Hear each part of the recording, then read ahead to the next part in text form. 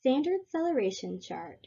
This is a behavior skills training by Roxanne Wilson. This is Ogden Lindsay. He was born in 1922 and he passed in 2004. He was an American psychologist and he worked under B.F. Skinner at Harvard in 1957. This is where Ogden earned his PhD. He got to work with B.F. Skinner, who is kind of one of the gods of ABA. So Ogden developed the most powerful and scientific use of measurements applied to human behavior, and that is the Standard Celeration Chart. And we all still use this today to chart behavior. It was called the Standard Behavior Chart, and now it's called the Standard Celeration Chart. Now, what Ogden did to create this chart was he combined Pavlov's use of frequency as a standard unit in the measurement of scientific phenomena, and he also used some of Skinner's idea, which doesn't surprise me considering he worked under Skinner. So he used Skinner's ideas of frequency, free operant behavior, and the cumulative recorder. There are 4 types of celeration charts that Ogden Lindsay created. It's the daily chart, the weekly chart, the monthly chart, and the yearly chart. The one that I will discuss in this behavior skills training is the daily chart because that is the one that's most commonly used, at least the centers that I have been. And I think I've only used a monthly chart once in all of my 5 years. So I'm going to talk about the daily chart because I think it's the most common. The daily per minute chart typically graphs 3 categories of behavior. The first is academic learning, and that's what I see mostly at my clinic with my kiddos. For example, something that I graph daily for my clients is correct interverbals and not correct interverbals. And then for outer behavior, that's such things as like being out of seat. I track this with my kiddo. It's disruptions during group. Interrupting people is an outer behavior, or also greeting people. The last one is inner behavior, and those are such things as if you want to graph pleasant thoughts you have about yourself or unpleasant thoughts about yourself. You do things such as like pleasant feelings about your marriage or unpleasant things with your marriage, so you can see if it's increasing or if it's decreasing. Okay, so the standard celeration chart is a semi-logarithmic chart, meaning that only one of the axes is scaled proportionally. And that's because in ABA, at least what we use this for, we are not so much worried about specific numbers. We are more so worried about the celeration. And the celeration is the change, acceleration, which is the dotted line going up, or deceleration, which is the dotted line going down, in rate of responding over time. And that is based on count per unit of time, aka rate. So when you're doing acceleration, you're multiplying, and when you're doing deceleration, you're dividing. So in ABA, it's not so important for us to know if the client has 27 head hits or has 30. That doesn't really matter to us. For us, it more so matters the rate of responding. Is it increasing or decreasing? So that's why we don't have specific numbers on here like 1 to 100. All right, this is our beautiful standard celeration chart, daily per minute chart. I know at first glance it looks like a lot, but we're going to take it by pieces, and I promise it's actually pretty simple. Along the bottom here that I have highlighted and circled, you see 0 to 140. Those are days. It has 140 days on this chart, so it's about 4 months. And then the vertical line that is highlighted, the dark blue line, those are all Sundays. So this is set out just like life. It goes from Monday to Sunday, and each day goes in order, just like that.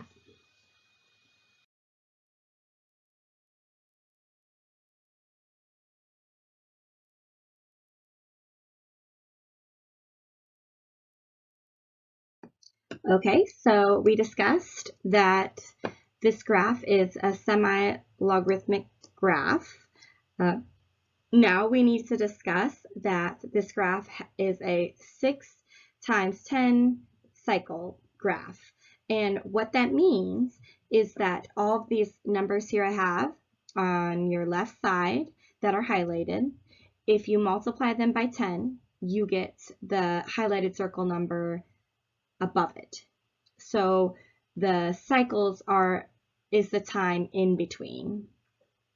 And then with this chart, you can get rates of behavior as low as 1 per hour, or it goes all the way up, as you can see, to 1,000 per minute, which would be really high. I've never had anything that high, but I'm sure you could find it somewhere.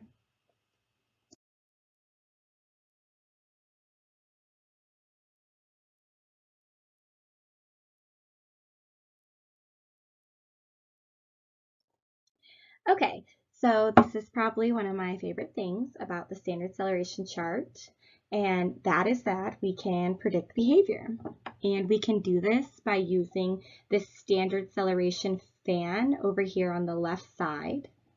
You can see that it starts by multiplying by 16, and then it multiplies by 4, multiplies by 2. And on the bottom, you're actually dividing. So divide by 16, divide by 4, divide by 2. It's the same thing, same numbers on each side, just one is multiplying and then one is dividing. So here you can see that I graphed with the yellow dot here, which I would not typically graph in yellow, but this was black, so I had to do what I had to do. So let's say that we are trying to increase the use of using a paper towel to wipe your face when you're eating, okay? We typically try to change behavior by 2. So we multiply it by 2. That's kind of the standard for precision teaching, even in schools. So what you would do you would just take a flat edge, some sort of flat edge, and you would put it up to the line of the times 2, and then you would make the same angle with the dot. I can't demonstrate for you, but maybe I can. Okay, so if I were to take it, I would take this little line right here, and then I would sort of use this to show my angle, right? So that's how I did this one here. I took my data point and I used my line to multiply it by 2.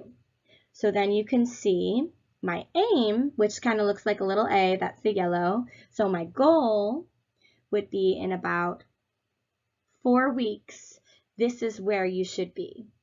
And this is awesome because right now when teachers write goals, it's all very arbitrary. They're just writing goals for what they'd say typical kids or what the norm is. But the truth is that every kid learns differently. So here we're actually using science and we're using numbers to show you what the goal might be. So just to reiterate, this is a standard acceleration fan on the left side.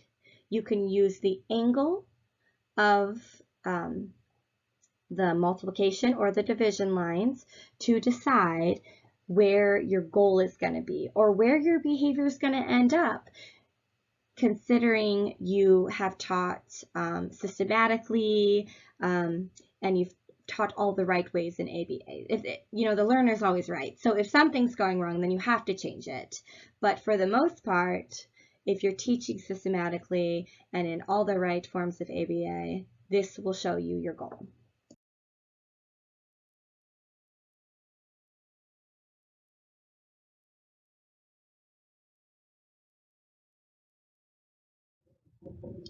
Okay, so we've already talked about the left side of this chart. Now we're going to talk about the right side, which tells you the timing. So you can actually look at this chart when it's filled out and know how long the session was. So as you can see on the right side with the hours, towards the bottom is hours. HRS is hours. So you can go up to 24 hours a full day. I typically put my timing floor, which don't worry, we'll go over that in the next slide, at 8 hours because my session with my kiddo is 8 hours. But my next example will actually be up towards the middle of the page on the right side. It's seconds and minutes. So that's what's really cool about this chart is that you can go from hours and it can also chart all the way up to 10 seconds. And so my next example will be on the minute line. That's where my timing floor will be. And what's really cool about this is that if you have an 8-hour session on Monday and then on Wednesday you have only a 4-hour session, because of the way this charts and how it graphs and the rate, it will show you the equivalence. So it's not going to be too far off because you're going to move your timing floor, right? So even if your mans are up to 180 on Monday and you only have 50 on Wednesday, it's still gonna, your acceleration is still gonna look good because you are moving up the timing floor, if that makes sense. So you're kind of allotting for the time that is missed, which is super cool. Okay, and the final things to talk about on the chart are you have to fill out the dates. I like to do it with the calendar in front of me. It makes it much easier.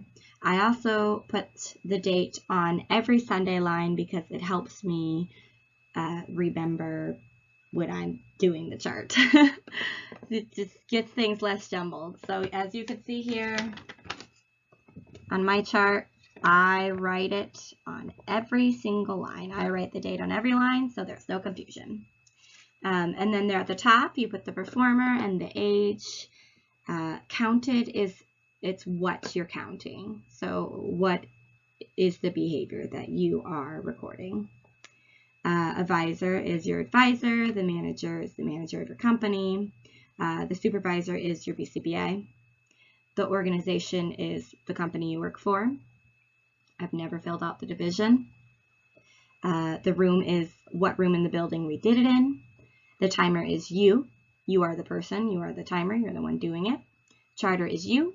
You are the person who's doing it. And counter is you. Now, unless you're having someone time for you, then you would write them in the timer. But for the most part, I always write myself because I'm typically doing this myself. Okay, so this is a rate finder, and this is the tool we use on a standard Celeration chart to graph.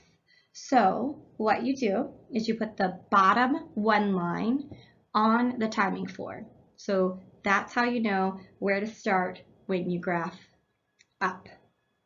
And from numbers 1 through 10, it goes up by 1. So each little light blue line is one number that goes up. So it's 1, 2, 3, 4, 5, 6, 7, 8, 9, 10. 10 is another dark hash. And then from 10 to 100, it goes up by 10. So the light lines go from 20, 30, 40, 50, 60, 70, 80, 90, 100. Then the next gap, the next cycle, which we talked about, goes up by 100.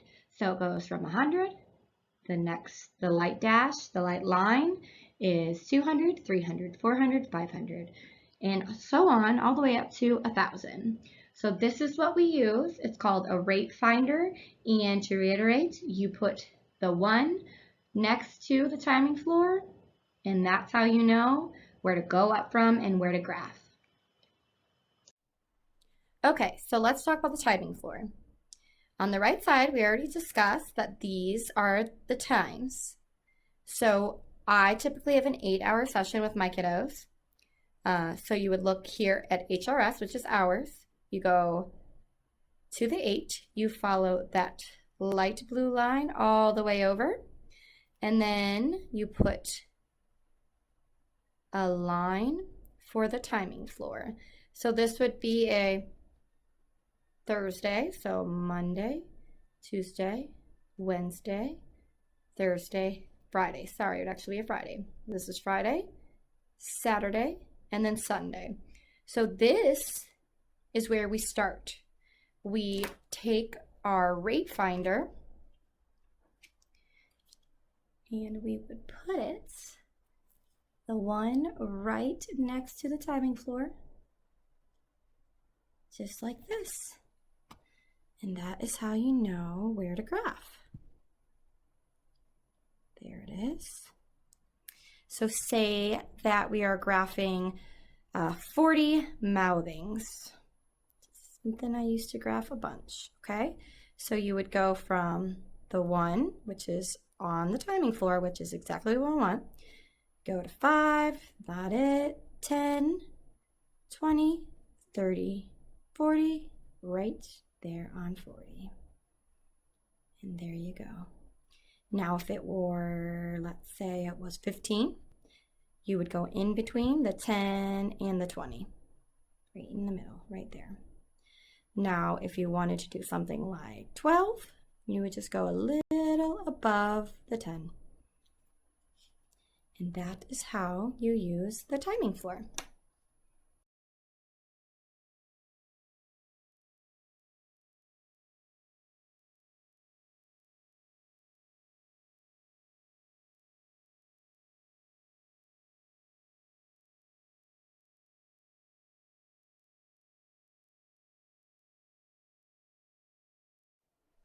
Okay, here we go. We are going to graph some data, and we're going to start at 8 hours because it's an 8-hour timing floor. I have an 8-hour session with this pretend kiddo.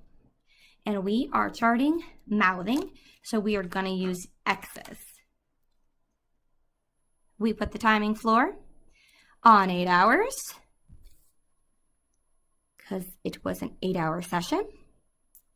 The data said it was 105, so we are going to take this X up to 100 and go just a smidge bit over it. Tiny bit, right there. Next day, 96, was here 8 hours. The child was here 8 hours. Timing floor still goes in the same line. Then we go up to 96. I typically start at 50, 60, 70, 80, 90. And go right in the middle of that 90. There you go. Then we go to Wednesday. Timing floor was 8 hours, so you start on the same line. Then you take this X up to 120, which I'm going to say is right about there. It's not in the middle of the 100 and the 200 because it's not 150. It's closer to the 100 because it's 120. And then as you can see, it was 0 Thursday because the kid was out. So when that happens, you skip that day. And you just move on to Friday. Monday, Tuesday, Wednesday, Thursday. Here's my Friday.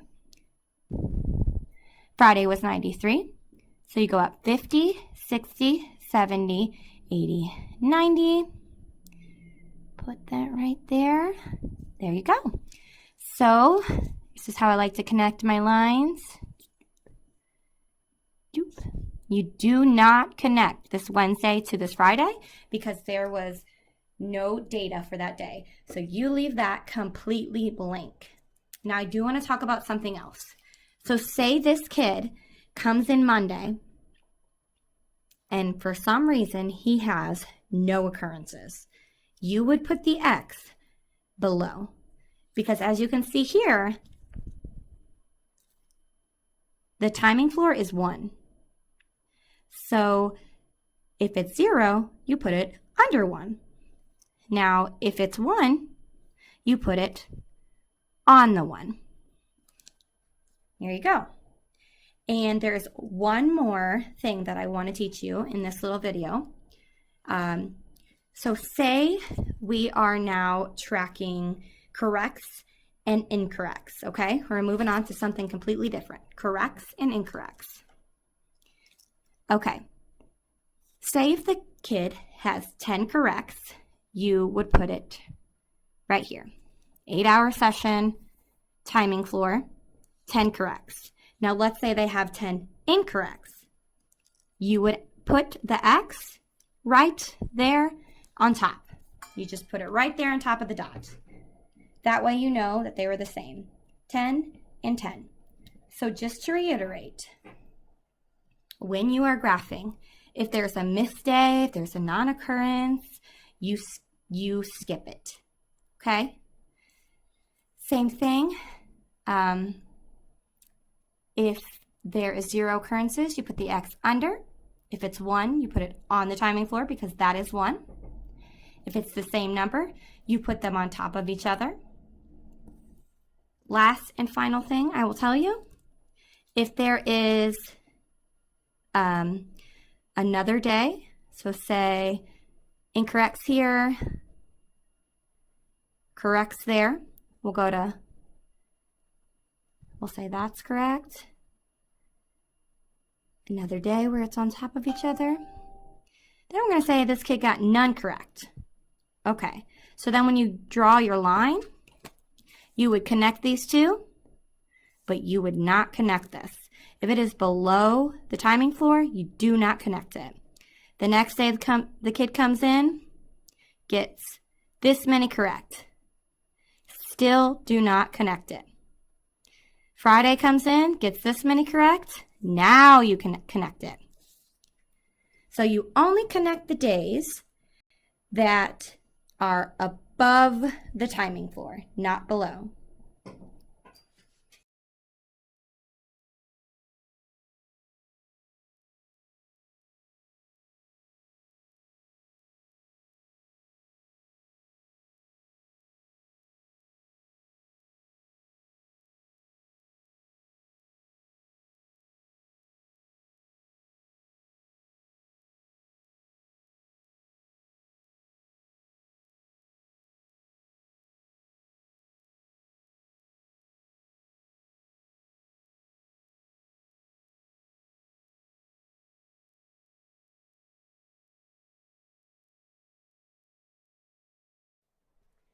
Okay, so we're going to go back to our mouthing data.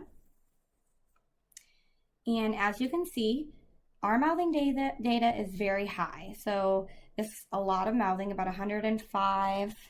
If I remember correctly, we're above 100 on some of these days. Yeah, it's a lot. So in a way to show that we have made a change in the program, like we've added a BIP, we've added a cause response, something major. We're adding something major to change the program. So for example, if maybe you added a punishment procedure every time they mouth, maybe you had them do jumping jacks, or so maybe something extreme like giving them vinegar in their mouth every time they mouth. You would draw, it's called a phase change line, and you put it the day after the last day of data. So I'll say it this way. You put it before the day you start. So say on Monday, we're going to start with a new BIP. I'm going to go ahead and put this phase change line right here. It's a dark line. And then I'm going to write what it is about. So I will write new BIP. And this way, we know that if the data starts to go down, we'll know that it's most likely because of the BIP. So that is what a phase change line is for, to show that there are major changes in the program. Now, say we go on a couple weeks, it's going down, it's looking great, all this is starting to go down. Well, the mom comes in and gives you a new chewy. something for the child to mouth on. So what we could add here is just a dotted line to show that we've made a minor change in the program. We're still running the BIP. We haven't changed much. We just changed the fact that the kid has a new Chewy. So you could write blue Chewy. Got a new blue Chewy. And this is how the BCBA can look and know that what changes has happened and when it's happened. Now, let's just reiterate. The dark line is the phase change line. Those are major changes. The dotted lines are just minor changes, and I like to write what the changes are on top of each line.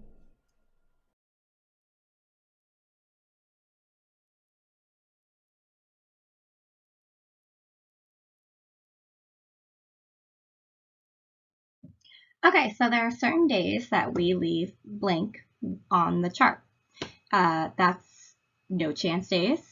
Those are typically Sundays or Saturdays. So it's days the kids are not in the center, or days where you couldn't track behavior. So you don't know if it occurred or not. You weren't around the kid. You were not tracking behavior.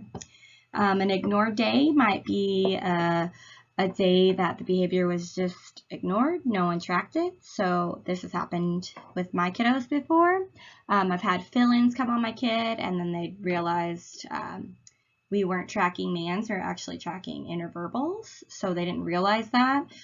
So an ignored day, we would not put anything for. The next thing is zero performance, and that would just be like you haven't seen it. You haven't seen the performance at all that day, no behavior. Something that my company does at this new company I'm at, I haven't seen this before, but for ignored days or zero performance days, they will draw a line, the timing floor, and they will draw a question mark underneath the timing floor. So as if like, I don't know, maybe behavior occurred, maybe it didn't occur, but nobody observed it. So that is why they do the question marks, and I think that's actually pretty clever. So when you leave these days blank, you do not connect the dots through these days. It's kind of treat it the same thing as a phase change line. You don't connect your dots through those lines.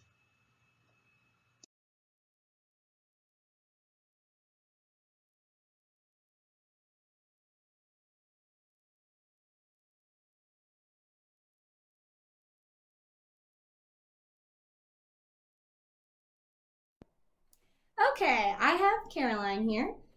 This is a new hire who just watched the video. She's got some staff meds that she made from the video. We're going to do 30-second timings. We're going to do 3, and then she's going to graph them as we go. Okay, I'm going to pause the video. Okay, timing number 1, 30 seconds, and go.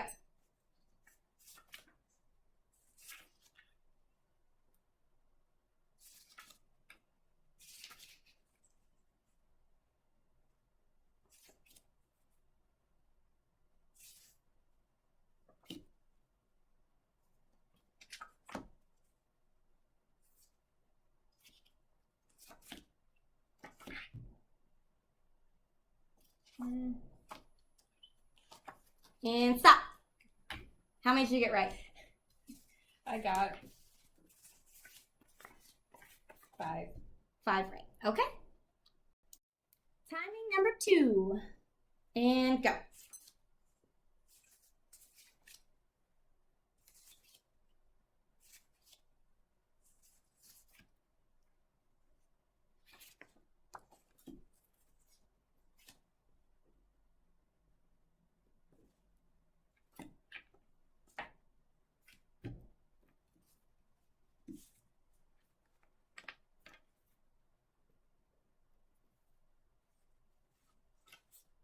Stop.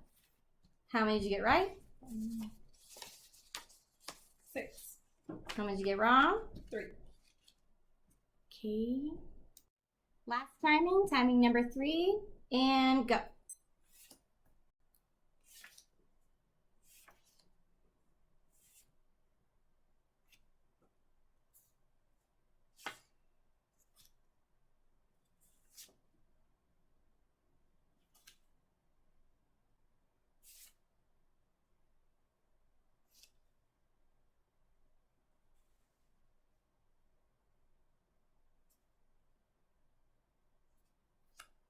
And stop.